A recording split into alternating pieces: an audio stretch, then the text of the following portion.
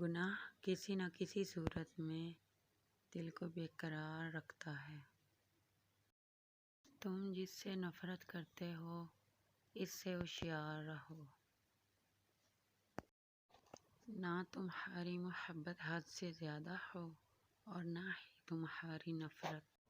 دعوت قبول کرنے میں امیر و غریب کا فرق مت کرو۔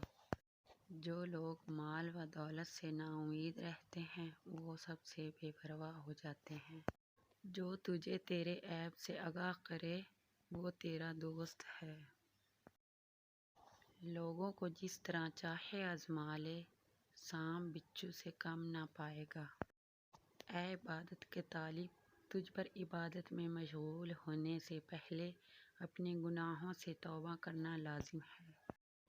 بہترین وضو شیطان کو تجھ سے دور بھگاتا ہے۔